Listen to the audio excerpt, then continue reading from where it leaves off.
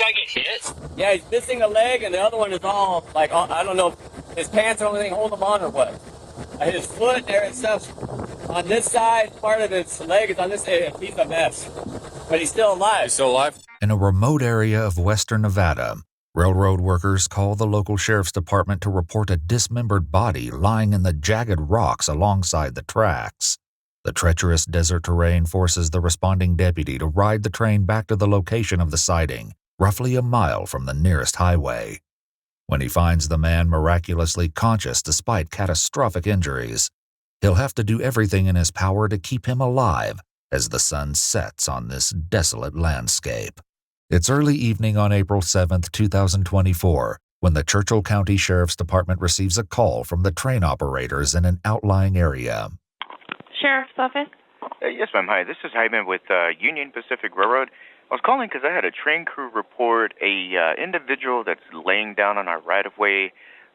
We're not sure if he's injured of any kind. The train crew thinks they may have seen the person move. And is he laying down on the tracks or next to them? Next to the tracks. The details are sparse, but the caller provides enough information for police to begin investigating. Unfortunately, when Deputy Ty Nelson arrives at the railroad tracks, he discovers that it will be no simple feat to actually get to the individual. Hey, Sarge, can you hear me? Yeah. Did this guy get hit? Yeah, I'm not sure. So I'm at the railroad crossing, and he's saying it's going to be easier to catch a ride on the train to where he's at because you can't get to it in the truck. If it's critical, let us know so that we can get care flight. Perhaps no law enforcement shift can be considered typical, but riding a train to the scene of the incident is unusual by any metric. Nonetheless, Deputy Nelson knows that the situation is urgent, and he's about to learn that the victim is in even worse shape than he realized. What's that? Just jump on the rear locomotive and he'll take his time. All righty.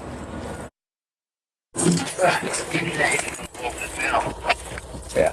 All aboard, I'll bring it back 100. I'll make sure you stay. You want to get inside the locomotive? You good here? I'm good here. Okay. Yeah, he's missing a leg, and the other one is all, like, I don't know if his pants are the only thing holding him on or what. Okay. His foot there and stuff on this side, part of his leg is on this side. He's a mess. But he's still alive. He's still alive? Okay. Yeah. Amtrak went by him before us and said that they thought they saw a body. It was, that's why we checked. And there's a bag up here right at the hotel going inside. I think that's his bag. I don't know. Okay. If he fell off, tried to get on, I don't know. The ride back to the scene didn't take more than 5 minutes. That's kept on the outside of the wall. Ah, yeah. See what I mean? But I didn't know how you could get in. Yeah. A quick glance at the surrounding landscape shows why it may not be possible to get an ambulance to the victim. I don't know if they're going to have access or a landing zone. I might have to pick this guy up and put him on the train and put him to where my car is.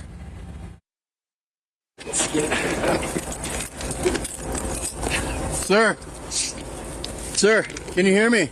What's your name? Can you tell me your name? Can you hear me? Sir, I'm Deputy Nelson. Can you tell me your name? Huh? Okay. Hearing about the man's injuries from a witness is one thing.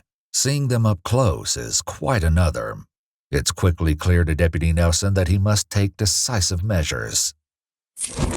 Deputy Nelson, I'm going to be putting a tourniquet on you, okay?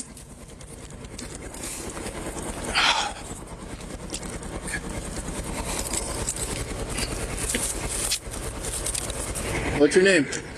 I can't hear you. The man on the ground is barely coherent, and the deputy knows that he needs emergency medical attention without delay.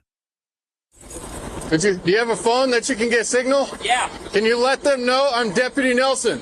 Tell them to get care flight on standby and get them here now. Okay. As soon as possible. 911? Huh? 911 or what? Call them, tell them that you're here with me, and tell them that we're going to need care flight. You want me to call? 911. Okay. Yeah.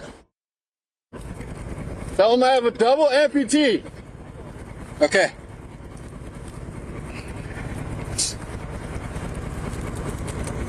911, what's your emergency? Hi, my name's Robert Miller. I'm with Union Pacific Railroad. I'm here with Deputy Nelson, and he says we need a care flight here immediately. We have a man with double amputee on his legs, got hit by a train. Okay, we have care flight on the way. Their ETA isn't until 1953, so we still have a ways to go. Holy 1953. Yeah, they're coming from Truckee. Okay, from Truckee. Okay. The medic should be there soon, though. Okay, we'll bring the train back to the crossing and bring the medic back to him. Okay, all right, thank you. Bye. The helicopter is coming from Truckee, California, which is approximately 80 miles west of Churchill County, Nevada. The 35-minute wait time is a setback, but local EMTs are also on the way. The train heads back to the highway to pick them up while Deputy Nelson stays with the double amputee. Can you hear me? Hey, I'm sticking with you, okay?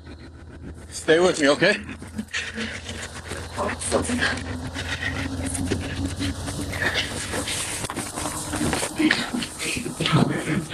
gonna lift your head up, okay? I'm gonna put your head under my my jacket under you. All right? Is that better? Can you hear me? Yes, sir. What's your first name? Bird? Do you have ID on you? Do you have a wallet or anything? The victim can't quite articulate his name, but that won't prevent the deputy from providing all the comfort he can under the circumstances. All right, I'm here with you, okay? Can you squeeze my hand? Good. All right, don't squeeze. Hold off on it. Squeeze again. All right, that's good. That's good. All right, stay with me, okay? I got you. Can you open your eyes for me? All right, that's good. It's real good. All right, just stick with me, okay? The man isn't capable of having a conversation, but the officer does manage to find something helpful in the nearby rocks. Victor. Okay. All right, Victor. Deputy Nelson, okay? You can call me Ty. I'm here for you. All right? You're going to be okay. All right. We're not going to move you, okay? I'm not going to move you because I don't know if you have any spinal injuries or anything like that. Okay? No, stop moving. Just sit here, okay? I understand that you're probably in a lot of pain, but I need you to stay still, okay? Hey, it's Nelson. Hey, my subject's name is going to be last of Reynolds, first of Victor. I don't have a date of birth. He is conscious, barely alert, barely mumbling. He is a double amputee.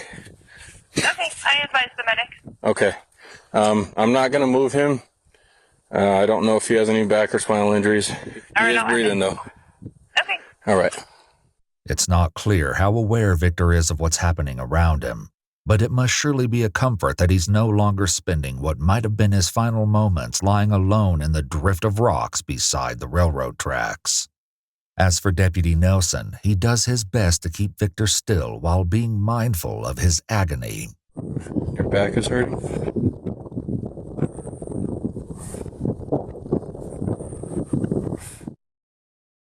All right, fine. I'll roll you over, okay? We'll put this jacket under your back, okay? Here.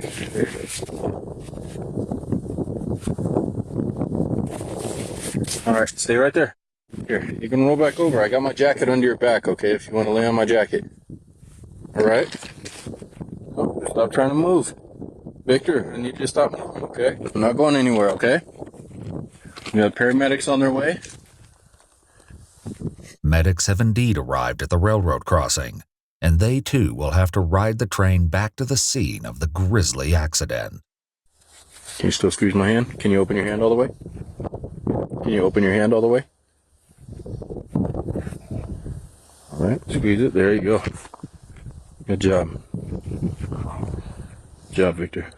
All right, good job. All right. All right, sounds like the train's coming, okay, so that means the medics are coming. All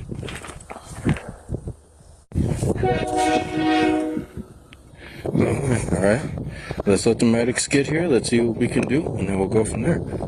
All right, sound like a plan? All right. Cool. Medics are here. Deputy Nelson has spent 20 long minutes alone with Victor while waiting for the EMTs, and he's no doubt relieved to finally have them on the scene. How are we doing? It's good. He's alert. He's talking for the most part. And we got tourniquets both on. He's able to squeeze my hand. He's able to squeeze both hands. The other foot is on the other side of the tracks. All right. Just wasn't sure what else to do. I wanted to keep him warm, so I didn't cut that off. If not, hey, Victor, stay there, okay? Stop moving. All right, I'm gonna go get that other here. Okay, it's a little back to the north there. As one EMT goes in search of Victor's other foot, the deputy acknowledges that there's much he still doesn't know about the man himself. Have you ever chance to get a date of birth by chance? No, I'm not getting a lot out of him. Not really my priority. No. I'd rather get out of everything now. Yeah, I can call dispatch and see if they found anything, You have a but felon? I don't know. And I can't tell from that. From the right. I ain't super pressed about it. Glasses and stuff. Okay. I don't know if there's a wallet. If there is, and it's tied with the tourniquet, but That's all right. No worries. All right. They stay focused on the goal of keeping Victor alive, but many mysteries surround the man in their care. And indeed, many more will come to the surface before this night is over. you need to roll over. We need you to stay in like this, okay? We're gonna get some an IV in you, okay? I need you to stay as still as possible. Still with me, Victor? Alright. The sight of these modern medical devices against the backdrop of this barren desert only highlights the urgency of getting Victor to the hospital. The question is, how are they going to do that?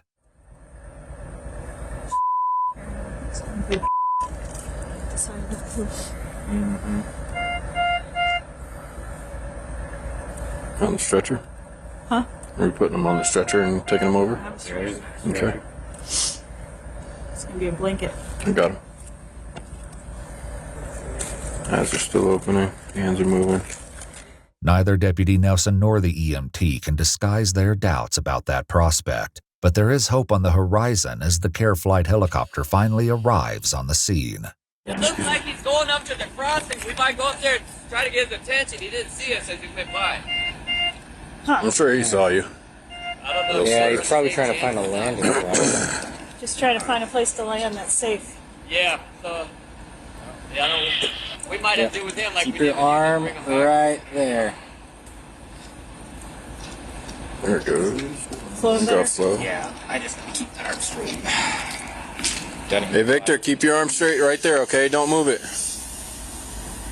Hoping for a break, the deputy surveys the area for an acceptable place where the helicopter could land. Oh, sh**.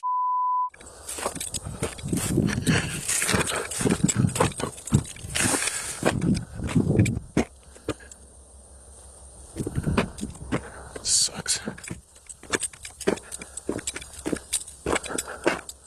One thing's for sure, with the sun going down on the Nevada desert, the conditions out here aren't getting any better. Mr. Nelson. Hey, care flight landed on 95 near the ambulance. Okay. Okay. There's a possible landing spot kind of where we're at, but I don't know if they're okay with landing there. Okay. We're not going to be able to get this guy onto the train, though. Okay. So, I'm not sure how else we're going to get him back if yeah. the care flight can't land. Okay. All right, we'll do with what we can. Okay. All right, bye. They landed by you guys. That's a mile up the road.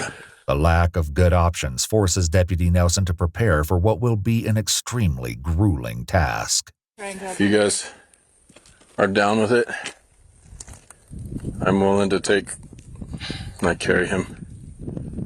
as far as I can. We might not have Take another breaks. choice, Yeah, we honestly, don't have a so- choice. It is what it is. Let's do it. All right. All right. The blanket. Here. Yeah, let's try to see if we can get the blanket kind of wrapped around it. No one can pretend that this will be anything other than a tough journey, but they are willing to do what they must to save Victor's life. Fortunately, it won't come to that. Oh, can I get that flashlight? Let's see if I can go. Show them.